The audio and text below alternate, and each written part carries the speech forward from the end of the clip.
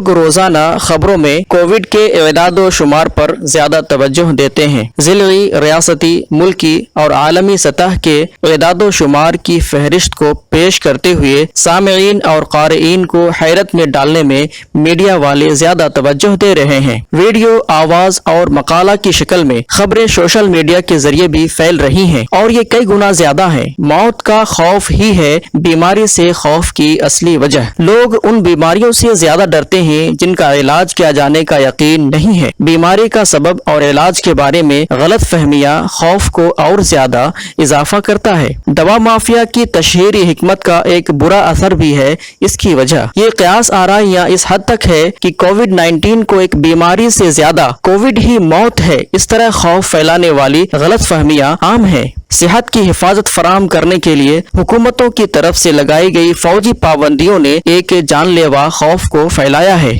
پرسکون دماغ اور سوچ اور رب کائنات پر ایک پختہ یقین غیر ضروری خوف و ہراس پر قابو پانے کا ہی ایک واحد راستہ ہے۔ یہ ایمان ہی ہے جو بے خوفی پیدا کرتا ہے، جو اپنے تمام خوفوں کو صرف اللہ تعالیٰ پر مرکوز کرتا ہے۔ 5 وقت کی نماز، قرآن کی مسلسل تلاوت اور مطالعہ، ذکر و اذکار اور درود شریف کا ورد وغیرہ کر کے اللہ سے قربت حاصل کریں اور امید پیدا کریں۔ ہمیں مادی تعبیروں کے جال میں پھنس کر مرنے والے بیماری کے خوف سے آزاد ہونا چاہیے۔ بیماری اور موت کو کافر اور ملحد اپنے ظاہری آنکھوں سے دیکھتے ہیں، لیکن مومن بیماری یا موت کو اس طرح نہیں دیکھتے۔ ہم سب کو قرآن کی روشنی میں داخلی اور اندرونی آنکھ کے ذریعے سے دیکھنا چاہیے۔ ہمیں قرآنی نصوص میں پائے جانے والے اس یقین کی طرف لوٹنا چاہیے کہ بیماری یا موت صرف اللہ کی طرف سے ہے۔ وَإِذَا مَرِضْتُ فَهُوَ يَشْفِينِ